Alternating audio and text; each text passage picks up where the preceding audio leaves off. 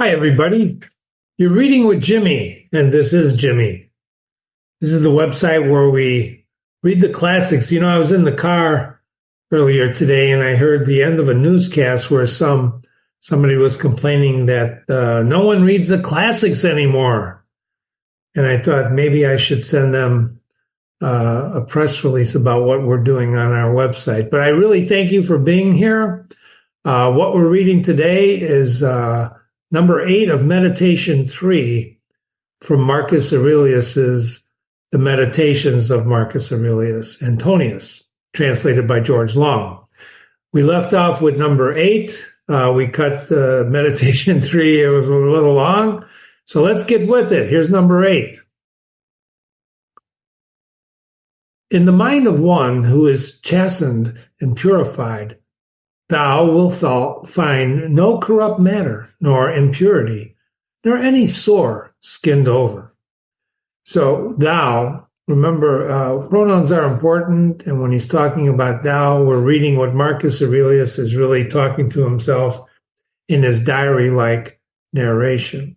Nor is his life incomplete when fate overtakes him, as one may say of an actor who leaves the stage before ending or finishing the play. Besides, there is in him nothing servile, nor affected, nor too closely bound. These are George's parentheses. Remember, we talk about parentheses. George put that in there to help us understand what he thinks Marcus is saying. Nor too closely bound, nor yet detached. And then there's a footnote here. From other things. So two other things from other things. George thinks we need those, but if you read the sentence, which we'll do in a second, without them and with them, nothing worthy of blame, nothing which seeks a hiding place. Besides, there is in him nothing servile, nor affected, nor too closely bound, nor yet detached, nothing worthy of blame, and nothing which seeks a hiding place. That was without the brackets, right? With the brackets, it makes the same type of sense. Besides, there is in him nothing servile, nor affected, nor too closely bound to other things, nor yet detached from other things. Nothing worthy of blame, nothing which seeks a hiding place. Personally, I like it without the brackets, but that's up to you. So at number 8, what's he saying? Well, if you have a pure thoughts and there's nothing really corrupt in what you're thinking of, nor is your life incomplete when fate overtakes you. In other words, you're not caught short because you've been living a good life. Number 9, reverence the faculty. I put a note here. What does he mean by faculty? Keep that in mind when we're reading this. Reverence the faculty which produces opinion. On this faculty, it entirely depends whether there shall exist in thy ruling part any opinion inconsistent with nature and the constitution of the rational animal. And this faculty promises freedom from hasty judgment and friendship toward men and obedience to the gods. So what does he think he means by faculty? Let's read that again. Reverence the faculty, reverence the part of you, which produces opinion. I thought opinions are not good, but Marcus is saying we should reverence the part of us that produces an opinion. Because on this faculty, on this part of us, what's it? That part of us entirely depends whether there shall exist in your ruling part, in other words, your rational part, the part that governs you, any opinion inconsistent with nature and the constitution of a rational animal. So he's basically saying, whatever this thing is within you, make sure, because this faculty depends, there shall exist in the ruling part any opinion inconsistent with nature. So the formation of your opinions, that part of you that forms opinions, you want to make sure it's consistent with nature and rationality. This faculty, this part of you, promises freedom, if you do it right, from hasty judgment and friendship toward men and obedience to the gods. This is a really interesting meditation, which we can spend hours on, but let's continue. Number 10. Throwing away, then, all things, hold to these only which are a few. And besides, bear in mind that every man lives only this present time, which is an indivisible point, and that all the rest of his life is either past or uncertain, the future. Ladies and gentlemen, this is one of the most profound thoughts of Marcus Aurelius, that there is only the now. We've talked about this in the prior meditation about John Paul Sartre's Nausea, where Roquentin was writing the autobiography of someone, and he was trying to figure out what is the present, what is the past, and what is the future. Well, he should have read Marcus Aurelius, because he figured it out, that every man and woman lives only in the present time, which is indivisible, and that all the rest of his life, her life, is either in the past or in the future, or it's uncertain. Short, then, is the time which every man lives, and small the nook of the earth where he lives. And short, too, the longest posthumous fame, and even this only continued by a succession of poor human beings who will very soon die, and who know not even themselves, much less him who died long ago. One of the most profound meditations, he's talking about the shortness of life. There's no such fame. If fame is fleeting, you've heard that? Fame is fleeting because life is short. And hence that's why he wants to live in the moment. Number 11. To the aids which have been mentioned, aids, what kind of aids to help us lead a good life? Let this one still be added. Make for thyself, a definition or description of the thing which is presented to thee, so as to see distinctly what kind of a thing it is in its substance, in its nudity, in its complete entirety, and tell thyself, its proper name, and the names of the things of which it has been compounded, and into which it will be resolved. I cannot tell you the importance of that statement. In other words, define what you're talking about. This is Aristotle's define your terms. Aristotle's the guy who started this. You and I cannot know what we're talking about unless we define our terms. If you go back here, when I ask you, what does he mean by faculty? I try to define that to you as a part of yourself, right? But that's just my definition. You may say, well, that's not what I think, Jimmy. Well, what do you think? Because unless you and I agree on the definition of words, frankly, we don't know what the hell we're talking about. We can get into that further, and we will in the analysis. But defining your terms is very important, and that's what Marcus is telling us. Make for yourself a definition of the thing that's presented to you, whatever you're talking about. There's a lot of talk about democracy these days, right? Or, well, what is democracy? How do you define it? What does the word mean, really? What does the word mean? For nothing is so productive of elevation of mind as to be able to examine methodically and truly every object which is presented to thee in life. There's a saying, and I read this in ABCs of Reading by Ezra Pound, where a scholar, there was a great scholar, a great mind, great intelligent guy, and a student came to him and said, I'd like to learn from you. And so he gave him a fish, and he said, take this away and tell me, go study it and tell me what it is. So the next day, the student came, and he had a nice 20-page essay on the fish, described it a little bit, and, brought the fish back and said, here. And the teacher said, This is great. He says, but now I want you to tell me about the fish. Define the fish. Tell me what you see here. And the student looked quizzingly at him. And then he said, oh, maybe I know what he wants. And he goes away. And a week later, he comes back and he wrote a thesis. So now he has a 50-page paper with footnotes on the type of fish it is, how many bones, etc., are in that species, where it breeds. It's a beautiful thesis. It was beautiful. And he presents it to the teacher. The teacher looks at it and says, oh, this is amazing. He opens it up. He looks at a few pages. He says, this is great. Now tell me, what is this? How do you define this fish? Now the student was really confused because he gave him back the thesis, the essay, and the fish, who was already starting now to decay after a week, right?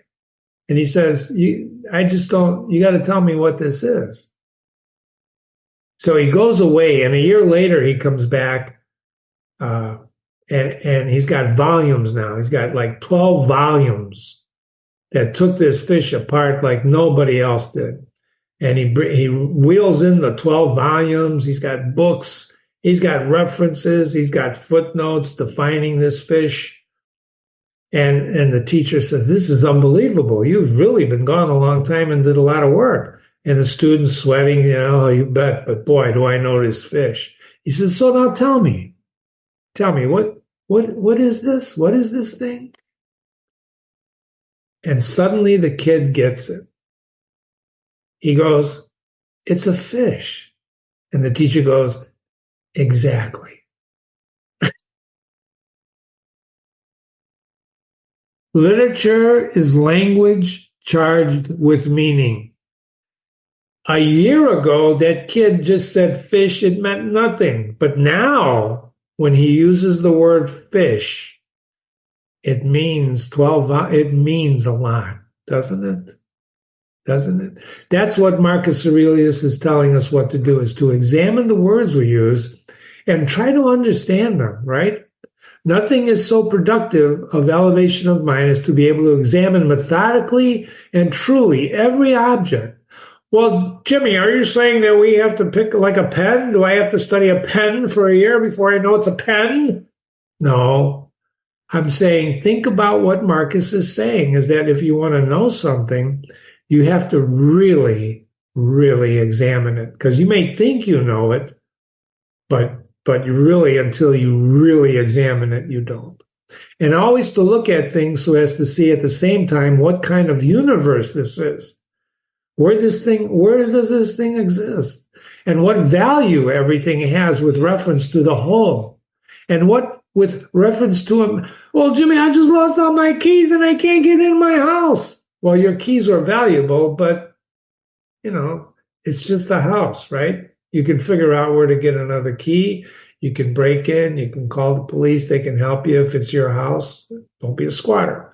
Who is a citizen of the highest city, of which all other cities are like families. What each thing is, and of what it is composed, and how long it is the nature of this thing to endure, which now makes an impression on me. Why does this a Lamborghini? Oh, I used to have a nephew who loved Lamborghinis. And I said, what's that? Until I have to look it up. Oh, Lamborghini. Oh, my God. It's a car. I had a friend, this big CFO, smart guy. He had a Bentley. I didn't know what a Bentley was. And then I finally found out. And when I first saw my first Bentley, which was his Bentley, we had met for lunch, and there it was, and he caressed the car. He went with his hand down the fender, and he said, I love this car. And I thought, wow, it's just a car. I was driving an Escort at the time, or maybe I was driving a Nissan, I forgot. In any case, it's a car, but he loved that car. It's a long story. It's a sad story. I'll tell you about it sometime. What virtue I have need of with respect to it, such as gentleness, manliness, truth, fidelity, simplicity, contentment, and all the rest. I don't think you need any of this stuff when you're looking at a car. When I used to be a teacher, I would tell the student, cars, what interests you? Cars, oh my God. It was a boys' school, right? Catholic school. They love cars. Not that I don't like cars, but they love them. And I go, so is that what's interesting to you? I said, well, why is it? Oh, because they're interesting. I go, well, not really. What do you mean, not really, sir? Well, there's nothing interesting in itself. You have to make it interesting. It took me a year to have them get interested in reading with Jimmy, but they did. They did. They read some of the stories we're reading on this website with me. They didn't want to, but I taught them how. So whatever you're looking at, Marcus Aurelius is telling us to really take it apart. Is there any of these virtues? Wherefore, on every occasion, a man should say, this comes from God. So whether it's a Lamborghini, an Escort, a stone, a piece of bread, and this according to the apportionment and spinning of the thread of destiny, and such like coincidence and chance. And this is from one of the same stock, and a kinsman and a partner, and one who knows not, however, what is according to his nature. But I know. And for this reason, I behave toward him according to the natural law of fellowship, with benevolence and justice. And at the same time, however, in things indifferent, I attempt to ascertain the value of each. So in a meeting today in business, what's going on this week? Oh, football, Gators, go Gators, football. How about you, Jimmy? I said, well, I don't watch, you're not interested in football. I said, well, it's not necessarily interest. It's really, they make too much money. And then I heard today about the guy who got a concussion, a quarterback for a team, suffered his fourth concussion. So it's interesting, but you can compare it to gladiators in ancient Rome when Marcus Aurelius was alive. But at the same time, in things indifferent, I try to ascertain the value of a football game. I do. And quite frankly, I don't find much value in it. As I told him on the meeting, I'd rather read a book. Well, that's no, maybe, but I don't get anything out of it. Whereas if I read a book, I gain some knowledge and I gain some strategy that I may be able to use to help a client make money by selling his products. It depends on what you want. That's the beauty of Marcus Aurelius. He's not telling you how to do it. He's suggesting to you what to do. I behave towards people with benevolence and justice, and when things are indifferent, I try to ascertain the value of what I'm looking at. Number 12, if thou workest at that which is before thee, if you do what's in front of you, following right reason seriously, vigorously, calmly, without allowing anything else to distract thee, but keeping thy divine part pure, your soul, as if thou shouldst be bound to give it back immediately, if you're going to die immediately. If thou holdest, if you hold to this, expecting nothing, fearing nothing, but satisfied with thy present activity according to nature, and with the heroic truth in every word and sound which thou utters, which you say, thou wilt live happy. You'll be happy. And there is no man who is able to prevent this. So I wrote in this column here, how to be happy. I want you to read that again. Put me on pause and read that again to yourself. So if you work at what's in front of you, reasoning seriously, vigorously, calmly, allowing nothing else to distract you, but keeping your soul pure, as if it should be bound and give back immediately, like you would die suddenly. Remember, he's a warrior. He's fighting barbarians all the time. Death is ever present in his mind.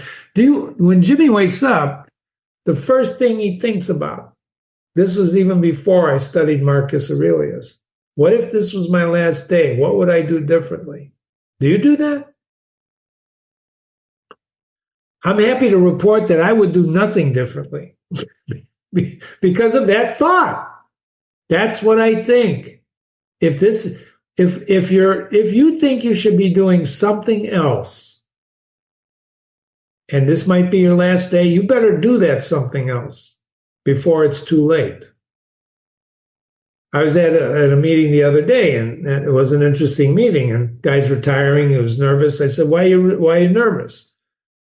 I said, basically, they're going to call you back as a consultant once you retire. And what do you mean? And his wife chirped, and it's funny you say that, Jimmy. She said, because they've already hired 3 people to do his job. This was his wife. He's been at the company 21 years. And I said, where do you live? I said, here. Where do you live? Here. But I want to travel. And I said, why would you want to travel? This is paradise. And his wife goes, this is paradise. So I don't know where you live, but I live in paradise. And paradise is actually wherever I live. I was happy no matter where I live. And I used to live in really some cold climates, ladies and gentlemen. I woke up and drove to work one day in my car, and it said 26 below zero. The odometer showed 26 below. And that wasn't even the wind chill. That was the temperature. That was in Chicago.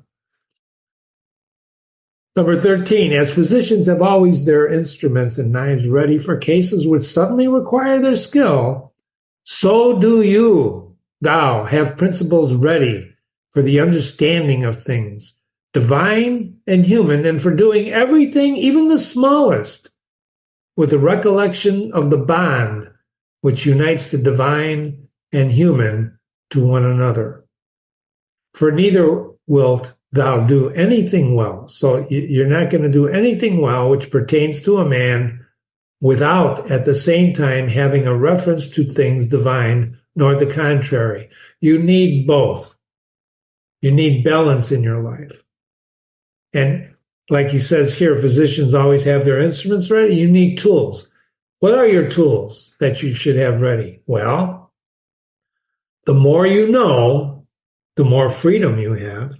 The more free you are, the more choice you have. If you're limited in your thinking to X and Y, and you don't know there's a Z, well, you're going to be limited because some solutions need Z, not just X and Y. You understand that? So you need to know more. Always, you need to know more. And if you're watching, as an example, we just used football. How does that give you more? Well, Jimmy, it teaches me about strategy, Does it really? Well, good for you. Number 14, no longer wander at hazard, for neither wilt thou read thy own memoirs, nor the acts of the ancient Romans and Hellenes, and the selections from books which thou wast reserving for thy old age. Isn't that interesting? Okay. No longer just don't wander at hazard, because you're never going to read your own memoirs, right? Or that you're saving this for your old age. Hasten then to the end which thou hast before thee, and throwing away idle hopes, come to thy own aid, if thou carest at all for thyself, while it is in your power. Ladies and gentlemen, every day you wake up, it's in your power. You have the choice to do what you want, to be who you are. This is unbelievable. I'm surprised I didn't mark this. This is unbelievable. Number 15, they know not how many things are signified by the words stealing, sowing, buying, keeping, quiet, seeing, what ought to be done. For this is not affected by the eyes, but by another kind of vision. Jimmy put some question marks here. What the heck is he talking about? They know not how many things are signified by the words, by words. So people don't know what the hell they're talking about when they use these words. Stealing, sowing, buying, keeping quiet, seeing what ought to be done. For this is not affected by the eyes, but by another kind of vision. What is he talking about? What is he talking about? He's talking about don't be enamored with material things, right? Another kind of vision. You know, you get your information through your five senses. I mean, we were talking about that the other day. I was talking to a friend about the color red. Where does the concept red come from? Well, everybody knows, Jimmy. No, they don't. That's a word that means something. It means a certain spectrum of light. But what if you can't see red? You'll never see red. Jimmy's colorblind. I never saw red. I can only guess what other people see as red, and I had to define red by looking at shades of what colors I see. Now, if you say, Jimmy, what do you see when you look at something red? I couldn't tell you because I don't know what you see. You see how difficult? You see how difficult this is? Body, soul, intelligence. To the body belong sensations, and to the soul, appetites, and to the intelligence, principles. Body, soul, intelligence. Everybody's comprised of these three things, right? To the body belongs sensations. We just talked about your five senses. To the soul, your appetites. I crave a Lamborghini. And to the intelligence, principles. By the way, I don't care what a Lamborghini is. To receive the impressions of forms by means of appearances belongs even to animals. Animals use their senses. You know, a dog can smell a lot better than us. You know this, right? They hear better than us. They smell better than us. Hawks see better than us. An osprey will see better than us. They're better hunters than us. To be pulled by the strings of desire belongs both to wild beasts and to men who have made themselves into women. Please, women, don't email me. He's talking, women were different in these days. I understand it. We're all equal, okay? Can you bear with me on this? And to a Ferris and a Nero, and to have the intelligence that guides to the things which appear suitable belongs also to those who do not believe in the gods and who betray their country and do impure deeds. Let's go back. So first of all, Ferris was renowned for his excessive cruelty. This guy here. Among his alleged atrocities is cannibalism. And another expression, and you know who Nero is, right? He burned Rome. So let's go back and start this last part again, number 16. To receive impressions of forms by means of appearances, in other words, the first one, your senses, belongs even to animals. Even animals do this. To be pulled by the strings of desire belongs both to the wild beasts and to men who have made themselves, can I adjust this? Not into women, but into baseness, into evil, and to a Nero or a Phalaris, and to have the intelligence that guides to the things which appear suitable belongs also to those who do not believe in the gods and who betray their country and do impure deeds when they have shut the doors. In other words, they're not living the good life. They're lying to themselves and other people. If then everything else is common to all that I have mentioned, in other words, your soul, your sensations, right? Those three things over here. Let's go back a moment, right? The three things, the body, the soul, and the intelligence. If everything else is common to all that I have mentioned, there remains that which is peculiar to the good man. Marcus is always trying to figure out, what does the good man do that the bad man doesn't? Be pleased and content with what happens and with the thread which is spun for him, the fate, right? And not to defile the divinity which is planted in his breast. Marcus believes the gods are within us, right? They're planted, the divinity in yourself. Nor to if you harm yourself, you're harming divinity. You're debasing yourself. People who give in to excessive, for example, drinking. My dad was an alcoholic. He was debasing himself. He said he couldn't stop. Some people believe alcoholism is a disease. I think it's a matter of willpower. Anything is. Coffee, cigarette smoking, anything. Sex. It's a matter of control. So Marcus is saying, don't defile the divinity in you, nor disturb it by a crowd of images, but to preserve it tranquil, following it obediently as a God, neither saying anything contrary to the truth or doing anything contrary to justice. And if all men refuse to believe that he lives a simple, modest, and contented life, he is neither angry with any of them, nor does he deviate from the way which leads him to the end of his life, to which a man ought to come pure, tranquil, ready to depart, and without any compulsion perfectly reconciled to his lot. Isn't that a nice thought? If all men refuse to believe that they live a simple, modest, and contented life. In other words, I seem to be boring. If you just don't believe that bull, then that man is neither angry with anyone else, nor does he deviate from the way which leads to the end of his life, to which a man ought to come. You ought to come to the end of your life pure, tranquil, ready to depart, and without any compulsion perfectly reconciled to your lot. Oh, if only I got that Bentley. Oh, my God. No, forget about it. Be happy with what you have. Work. Amen. That's the end of the third meditation.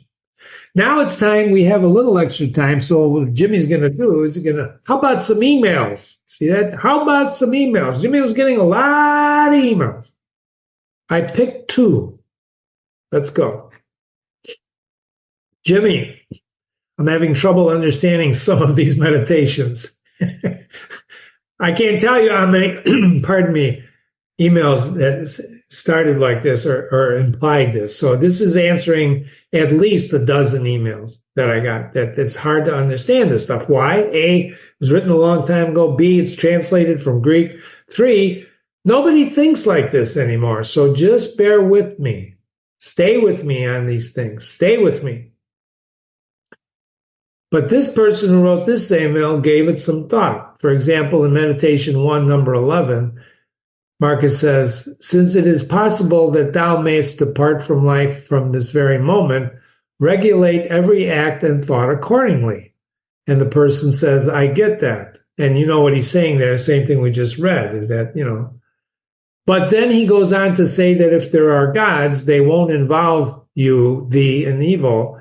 And then if gods don't exist, quote, what is it to me to live in a universe devoid of gods, devoid of providence? And then he argues that they do exist. Marcus says that gods do exist. So this person wanted to know, which is it? Do gods exist or they don't exist?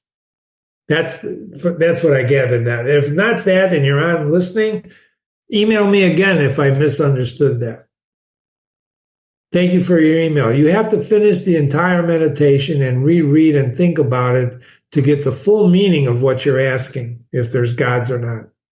So as far as whether gods exist or not, that's not up to you, and it's not up to me, although it is up to you and it's up to me, to decide. We don't decide right now whether they do or don't. We don't care if they do or don't right now, because why? We're reading to see what Marcus Aurelius believes. We want to know what he believes, because these are his meditations. This is his diary. This is him talking and arguing with himself on what it means to lead a good life. So Whether you believe in gods or not, whether I believe in gods or not, or whether Tom, Dick, and Harriet believe, that's not important right now, because ultimately it is your decision. But right now, Marcus Aurelius, we want to know what he thinks. And clearly his conclusion is that they do. Gods do exist. Because right here, he says, if they don't exist, what is it to me to live in a universe devoid of gods? Why would I live in a universe? So he believes that they exist. So accept that in your understanding of his thought process. That may be difficult if you don't believe in gods or God. So there's atheists that read with Jimmy, but that's okay. You don't remember, it doesn't matter what you do, what I do, what you believe, what you don't believe. We want to know what Marcus does. And Marcus is telling us the world without gods is really not good. So he believes in gods. He believes there are gods. He then says that the gods have put all the means in a man. That's why I say you got to finish these meditations and think about it. That the gods have put all the means in a man's or woman's power to enable him or her not to fall into real evils. When you first read that thought, you think to yourself, well, that's crazy because look at all the evil in the world. But that's not what Marcus Aurelius is saying. He's saying the gods have put everything in our power to enable us not to fall into evil. He's not saying there's no evil. He's saying we have the tools within us not to become evil, to fall into evil. In other words, we have freedom of choice. Ladies and gentlemen, this is astonishing, isn't it? Freedom of choice. Go figure, right? Freedom is one of the most important fundamental ideas, concepts that you'll ever explore. And I think we're going to do a whole analysis on this. But Marcus is saying we have freedom of choice, whether to do good or whether to do evil, depending on your definitions, of course. And remember, too, he's writing about men because women weren't considered equal, but we do. We understand that Marcus was mistaken. Not everybody's perfect, right? But we can impose our own understanding and conclude that this applies to both men and women. In other words, both men have freedom of choice and women have freedom of choice, especially when it comes to thinking about such things. You can think about anything you want, anything you want. There is no limit to think about what you want, except you can't think about what you don't know, can you? If I asked you to start thinking about Fyodor Dostoevsky's Brothers Karamazov book, what happens in there when Ivan reads the Grand Inquisitor, you don't know what the hell I'm talking about unless you read that book. So you can think about anything. You are free to think about anything you want, but you can only think about the things you know. That's why it's important to feed your brain. I told the guy I met when he said he's retiring and he's nervous, I said, you should never retire. Why not? I said, because your brain will go soft, which is the truth. Freedom of choice. So in other words, we have everything we need to avoid evil because of the gods. God gives us this. Now, the atheists will say, well, no, we're just born like that. That's okay, too. The important point is to understand what Marcus is saying and where freedom of choice comes from. And Marcus believes it comes from the gods. I'm not saying you have to believe that. I'm just saying you have to understand what Marcus believes in order to understand Marcus. His arguments make a lot of sense if you read carefully, which is the object of these discussions. For example, he says it isn't possible that good and evil happen indiscriminately to the good and the bad. Think about that. It's not possible that good and evil happen indiscriminately. Do you believe that? If you are an observer of human beings, you certainly can testify that this is the truth, that good and evil happen to both good and bad people indiscriminately. Evil does not discriminate, nor does good. But good things happen and evil things happen indiscriminately. It doesn't matter how good you are or how bad you are. Things happen. He goes on to conclude that death and life, honor, dishonor. See, these are yin and yang. pain and pleasure, right? Pain and the yin and the yang, the yes and the no, the one and the zero. They are all equally happening to good and bad men. You understand that? Do you understand that? And since they are things which make us neither better nor worse, therefore they are neither good nor evil. The thing in itself doesn't make us evil or good. We are the one who do that. We make the thing, like cars, interesting. The students in my class have the power, the freedom of choice to make anything interesting, to make anything bad, to make anything good. The thing in itself is not, well, Jimmy, there's some things that are natural evil. What about a snake that can bite you and kill you? No, he's just a snake. He's just doing what a snake does. You see what I'm saying? Human beings have this power, this unbelievable power to choose, the freedom of choice. And this is the guy who brings it to our attention. Let's do another email before we go. In other words, it's not the thing but us who determine good and evil.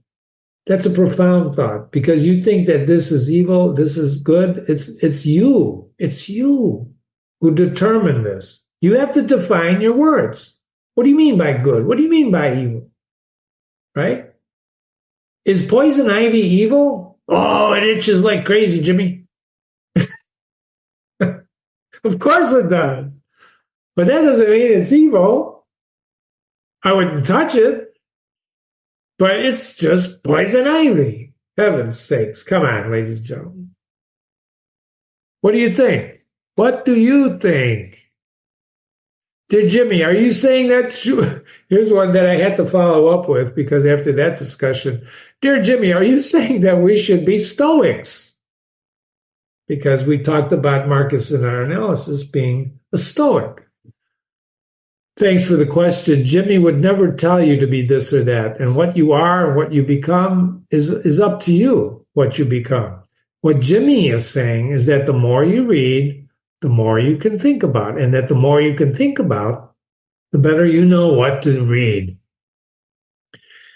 This is why we read classics on this website. They're not read enough. If you want to make something of your life, ladies and gentlemen, stay on this website with me. Read the classics with me.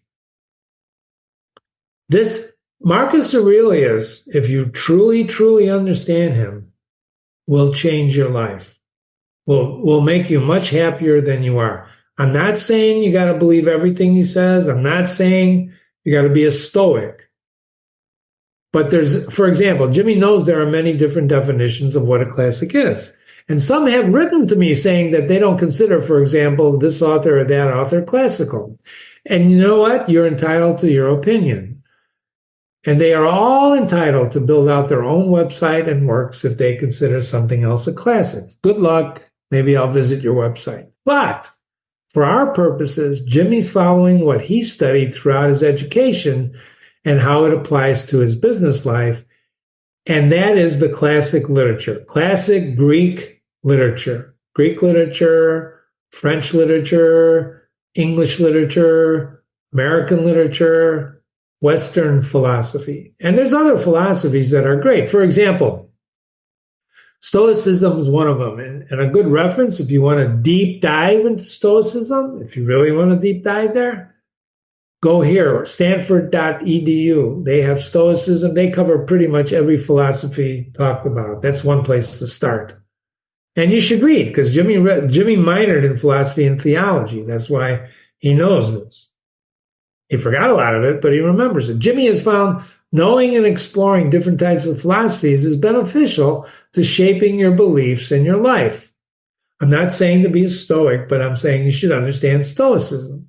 For example, Confucius, who we have not read on this website yet, said, if you don't expect anything, you'll never be disappointed. Think about that. I want you to think about that. If you don't expect anything, you'll never be disappointed. How true is that? Well, Jimmy, if you don't expect anything, how do you achieve anything? Well, I want to achieve I want to run my own business someday. Well, good. But don't expect anything and you'll never be disappointed. That's still true, right? If you don't expect anything, it's impossible.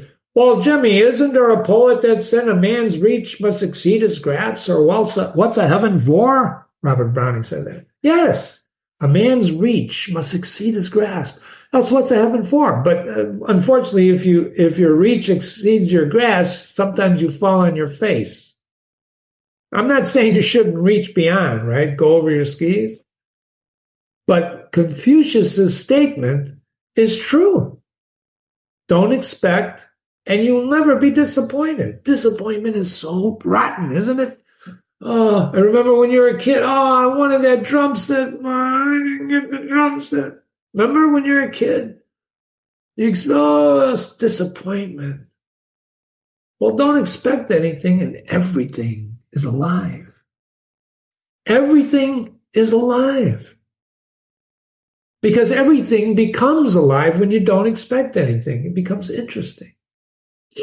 Anyway, you can go here to stanford.edu and read about Confucius.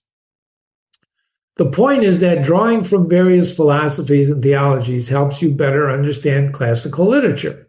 So when Marcus talks about gods, you can relate to your God, if you have one, and you can think like Marcus does. And if you don't believe in God or gods, you can still use your imagination and understand what Marcus is talking about. Because the point is, you want to understand what Marcus Aurelius is talking about. Forget your own beliefs and try to understand what this guy's thinking about and writing about in the context of who he is.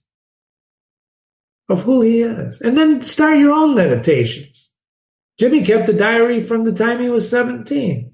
He won't read it on this website. Why not? Well, because it's not a classic. It's not a classic. Maybe I'll put it on my personal website someday. But it's not a classic. Why would I read my diary to you?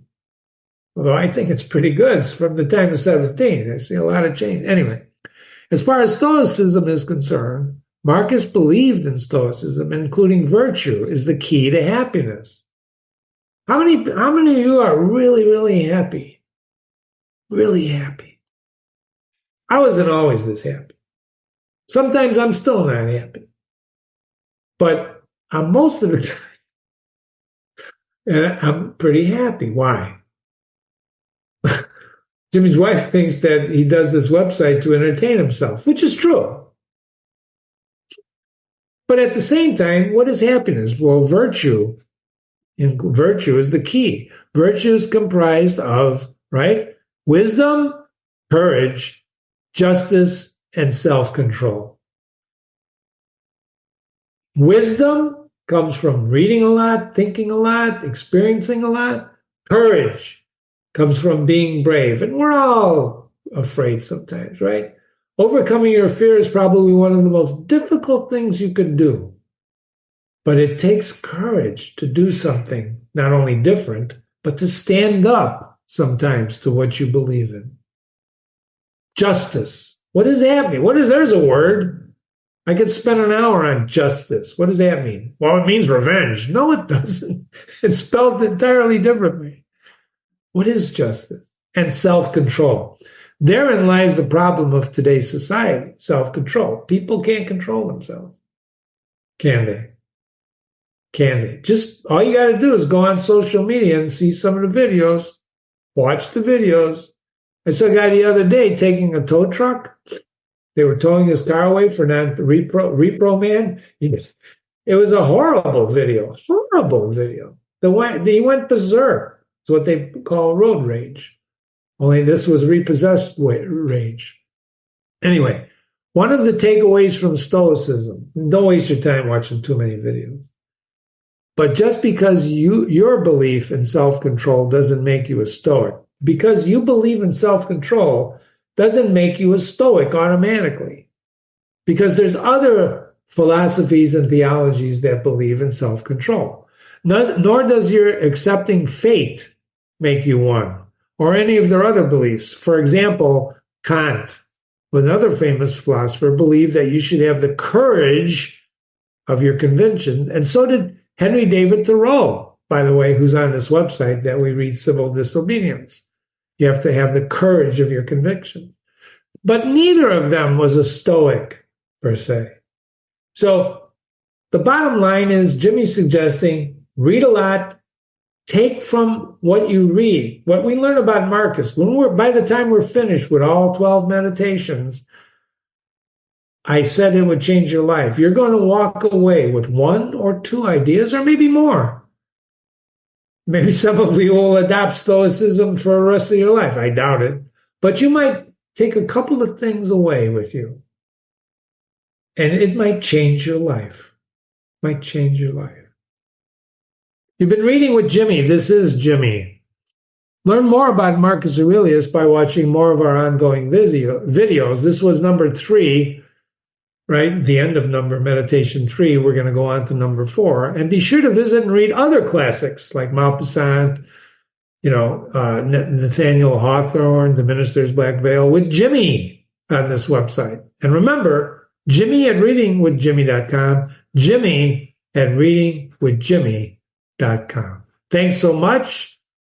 And as they say, peace be with you. Thank you.